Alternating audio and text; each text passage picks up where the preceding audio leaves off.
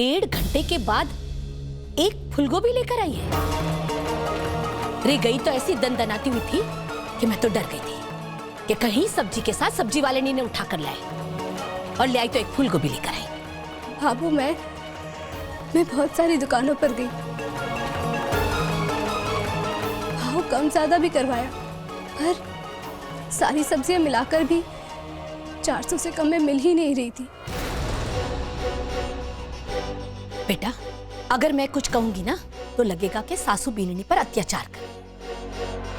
तू बता, तू 4 दिना की सब्जी 250 रुपया में लेकर आवे है कि नहीं?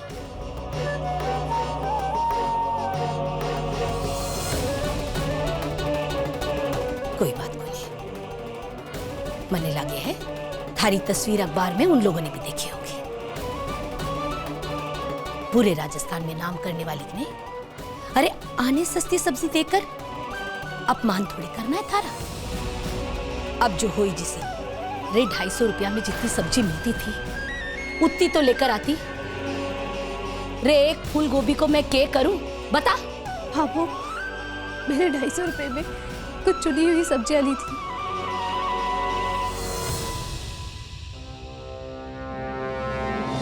इसको थोड़ा कम कर दीजिए ना। चलो 2 रुपए कम कर ये कुछ कम हो सकता है क्या? 2 चाहिए, 1 चाहिए। मैं 2 लूंगी। 2 लेंगे। 30 रुपये होता है, 29 रुपया दे दो। 1 रुपये कम करो।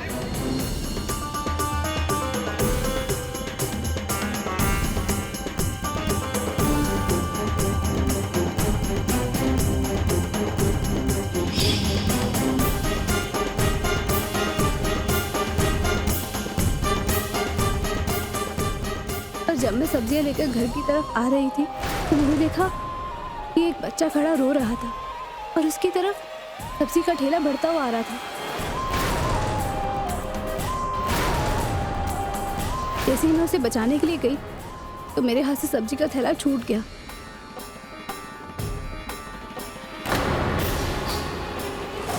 तो जब वापस आकर मैंने देखा तो लोग उन सब्जियों पर चढ़कर जा रहे थे। सारी सब्जियां कुचल गई भाभो।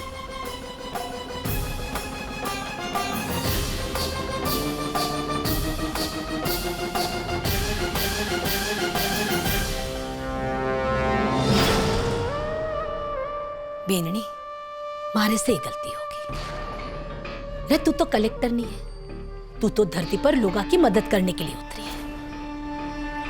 रे राम जी, मैं तो बेकार में ही तने भाजी और आलू टमाटर में उलझा रही हूँ। जहां बैल भिड़े वहां तू, जहां थैला छूटे वहां तू। रे बेटा, थारा सच और झूठ का तो अखबार में फोटो छपेगी थारी, जदी मालूम पड़ेगो। और थारी ऐसी गहराई तो बेटा ब्रह्मा जी भी ना नापे। बेटा, मारे से तो ये 250 रुपया की फूल गोभी ना खाई जाएगी। एक काम कर, तू दीवार पर कीला टांग कर भले इसे टांग ले कि हमारी लुगाई पहली बार सब्जी लेने गई थी तो ये तमगा लेकर आई।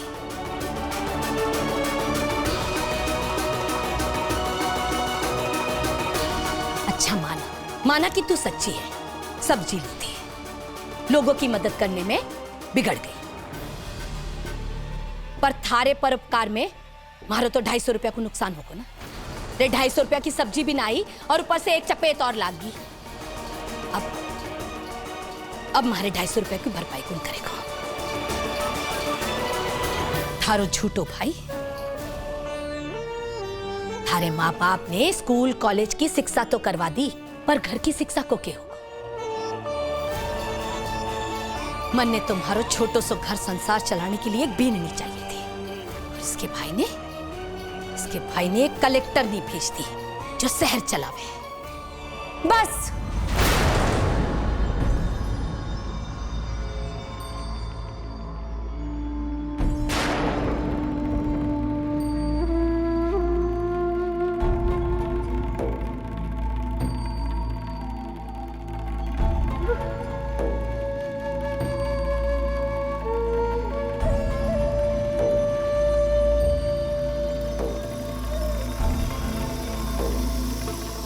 प्रीति,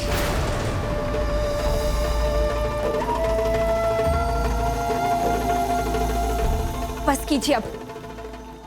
और कितना अपमान करेंगी आप इसका? और कितना सुनाएंगी आप इसे? ये यहाँ पर खड़े होकर सब कुछ चुपचाप सुन रही है, इसका मतलब ये नहीं है कि इसके मन में कोई चोर है जो आपसे डरता है, बल्कि इसके मन के अंदर तमीज है।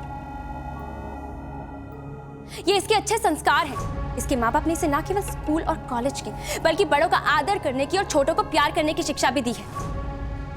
प्रीति, और क्या कह रही हैं आप इसे? झूठा। आप इसे झूठी कह रहे हैं।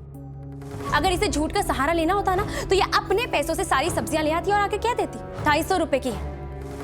कैसे पता चलता आप? लेकिन इसने ऐसा नहीं किया, क्योंकि इसके अंदर सच्चाई है। ईमानदारी का मतलब जानती है ये। लेकिन आपने इसकी सच्चाई, इसकी ईमानदारी, इसके मन का मजाक उड़ाने में कोई कसर ही नहीं छोड़ी। प्रीति, एक सेकेंड संध्या। आज आपने इसके साथ ऐसा बर्ताव करके साबित कर दिया कि आप सिर्फ पढ़ाई लिखाई के हिसाब से ही नहीं, बल्कि तमीज के हिसाब से भी अनपढ़ हैं। प्रीति, कुछ नहीं कहेगी तो आगे? कुछ नहीं कहा जा रहा है संध्या, इसलिए बात इतनी आगे तक बढ़ी है।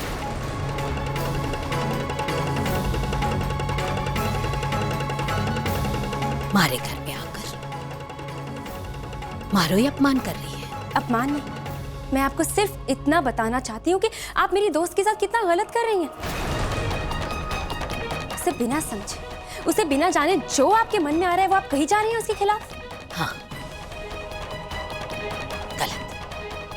थारे दोस्त को अच्छी तरह जानने और समझने में थोड़ी देर जरूर लगी मुझे,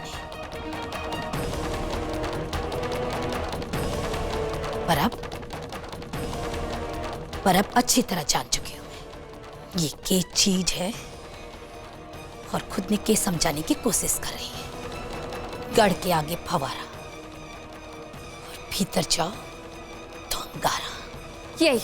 यही मुश्किल है।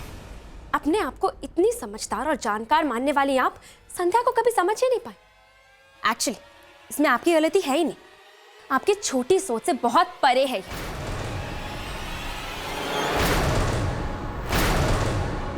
पहले इसे समझने जितनी समझ तो आप में हो। प्रीति प्लीज, बस चुप हो जा। क्या बोले जा रही है तू? बोलने दे आज से। और धोखा सिर्फ आपके साथ नहीं हुआ है, धोखा संध्या के साथ भी हुआ है। लेकिन ये इसका बड़प्पन है कि इतना सब कुछ हो जाने के बाद भी ये यहाँ चुपचाप खड़े होकर सब कुछ सुनते हुए ये बेमेल का रिश्ता निभा रही है।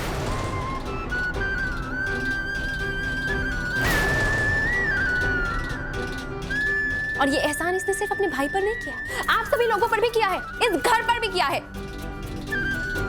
जरा सोचिए, अगर ये इस घर को लात मारकर यहाँ से निकल जाती है तो क्या इज्जत रह जाएगी आपकी?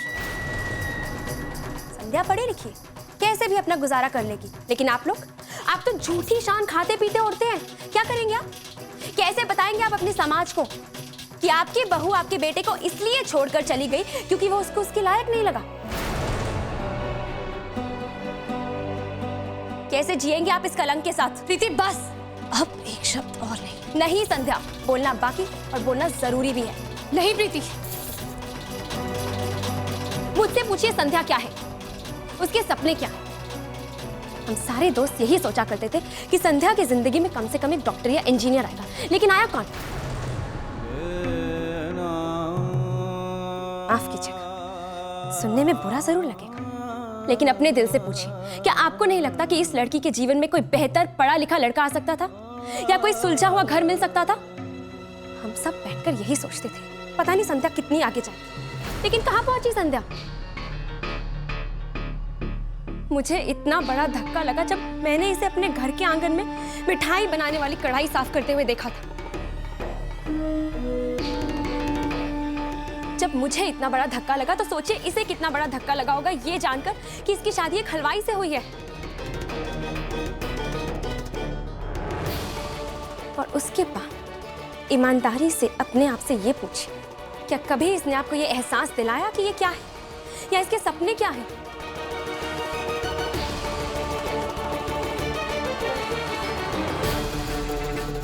या फिर कभी भी अपनी पढ़ाई का कोई घमंड दिखाया, या फिर कभी आपको कभी नीचा दिखाने की कोशिश की इसने? नहीं की, जानती हूं नहीं की होगी,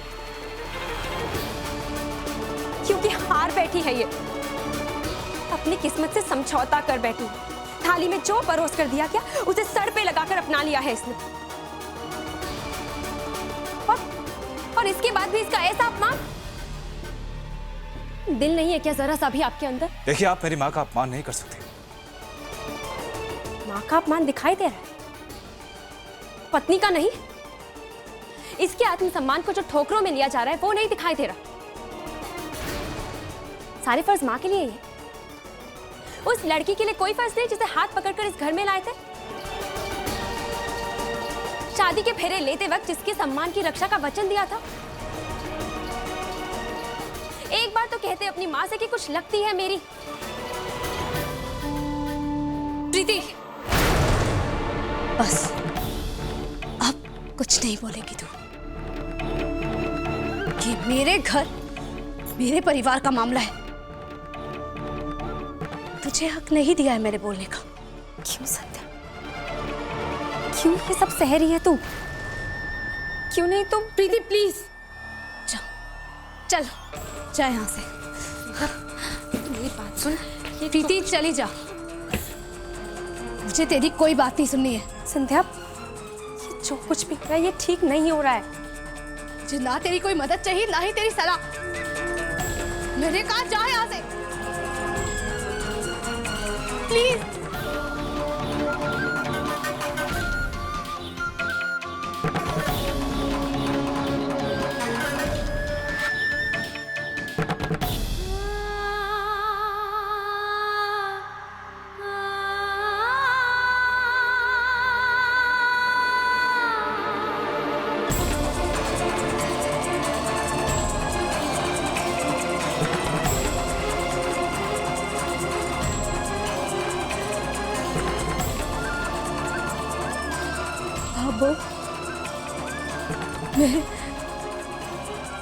मैं आपसे प्रीति ने जो कहा उसके लिए माफी मांगती हूँ। हाँ, वो नहीं जानती थी कि वो मुझसे मैं क्या कह गई। हाँ, वो ना सही, पर तू तो अच्छी तरह से समझ रही थी ना कि वो क्या कह रही है। रटा है तो तू नहीं था ना उसे, जबान उसकी थी, पर भड़ास तो थारी निकल रही थी ना। नहीं भाभो, अब पता लगा कि 1.5 घंटे में एक फूलगोभी कैसे आई। सब्जी लेने गई ना थी तू गई थी अपनी सहेली को यह पट्टी पढ़ाने। हाँ, आज तो बहुत जीव सोरा हुआ होगा। अब तो खूब आनंद से डकार लिए बीननी, थारे मन की एक एक बात कहकर जितना नीचे दिखाना था उतना दिखा दिया। नहीं भाभो, आप गलत समझ रही हैं। ऐसा नहीं है भाभो। गलत तो मैं हूं।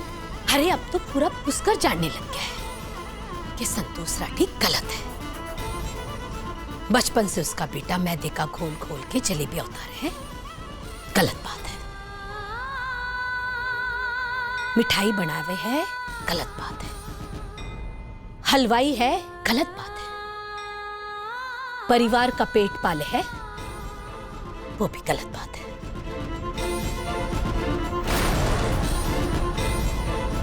ले बेटा, ले सुन ले, जिस बीननी का भगत बना मीरा बना जा रहा था ना, सुन ले बेटा उसकी सच्चाई। ये मीठी बनी बनी घूमती रही और अपना सारा सच अपनी सहेली से खिलवा गई। हाँ बेटा, रे थारे को तो इसका एहसान मानना चाहे कि थारे साथ अब तक टिकी है। बेटा, तूने बहुत लोगों की जिंदगी में मिठास खोली है, पर आज फीका पड़ गया। ये बेमेल का रिश्ता है। तू तो ठहरा हलवाई, अरे इससे तो डॉक्टर या राजकुमार मिलना चाहिए था। तू बेकार में जबरदस्ती में इसकी जिंदगी में टांग अड़ावे है। सुना लिया ना बेटा, या कोई झूठ तो न गया थारे से? एक फेरी और लगा ले थारे दोस्त के। रे इतनी सारी बातें, इतनी सारी बधाइयां, इतना हमारा अपमान एक बार में कहां याद रहे सबसे। और फिर हम थारी थारा होशियार तो ना है ना बीननी। मैडम जी, हम ना कहते थारे भाई के आगे झोली फैलाकर एहसान करते हो हम पर, अपनी पढ़ी लिखी बहन देते हो। वो ऊंचे लोग आए थे हमारे घर अपना झूठ लेकर नाली में बहाने के लिए। बाबू, मेरा विश्वास कीजिए, मैंने आज तक ऐसी कोई बात ना कभी सोची और ना ही किसी से कही है। मैं उसके कहे हर शब्द के लिए आपसे माफी मांगती हूँ।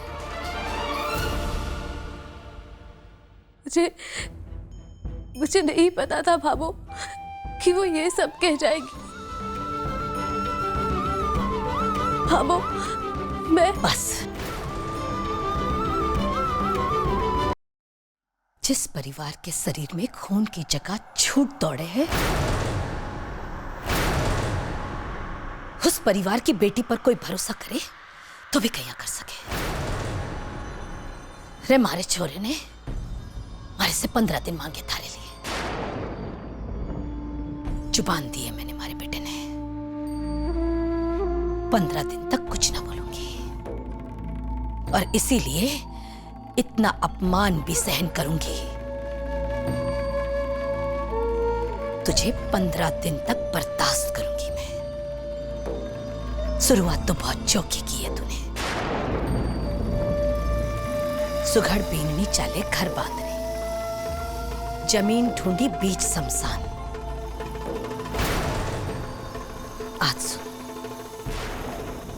आज से मैं मारे कालचे ने करडो कर लिया। आज से 14 दिन तक तने कुछ ना बोलूंगी। आज से मैं और मारा भोला बेटा आज से थारे सामने आंगन पर लेटे। मारी छाती पर चढ़कर नाच जितना नाचना है। कुछ ना बोलूंगी तने, कुछ ना बोलूंगी।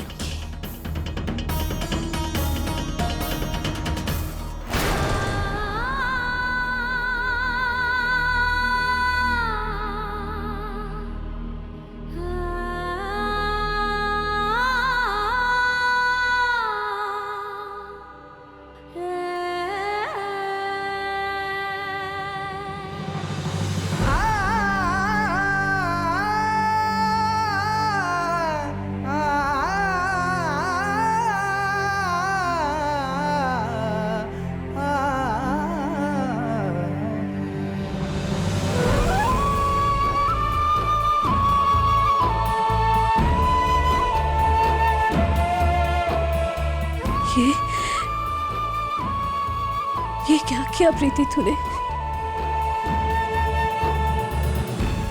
क्यों बाबू और इनका ऐसा अपमान किया? बाबू, मैं कैसे यकीन दिलाऊं आपको?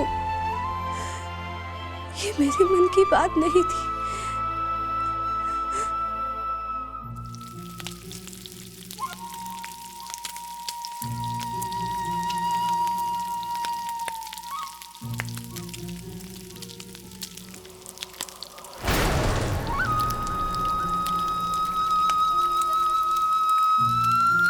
धोखा सिर्फ आपके साथ नहीं हुआ है, धोखा संध्या के साथ भी हुआ है। लेकिन ये इसका बड़प्पन है कि इतना सब कुछ हो जाने के बाद भी ये यहाँ चुपचाप खड़े होकर सब कुछ सुनते हुए ये बेमेल का रिश्ता निभा रही है। मुझसे पूछिए संध्या क्या है, उसके सपने क्या हैं? हम सारे दोस्त यही सोचा करते थे कि संध्या की जिंदगी में कम से कम एक डॉक्टर या इंजीनियर है, लेकिन आया कौन? सुनने में बुरा जरूर है, लेकिन अपने दिल से पूछिए, क्या आपको नहीं लगता कि इस लड़की के जीवन में कोई बेहतर पढ़ा लिखा लड़का आ सकता था या कोई सुलझा हुआ घर मिल सकता था? जब मुझे इतना बड़ा धक्का लगा तो सोचिए इसे कितना बड़ा धक्का लगा होगा ये जानकर कि इसकी शादी एक हलवाई से हुई है।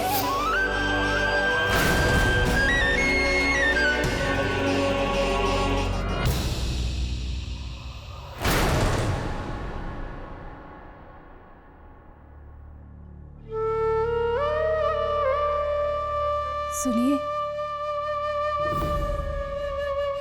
सुनिए।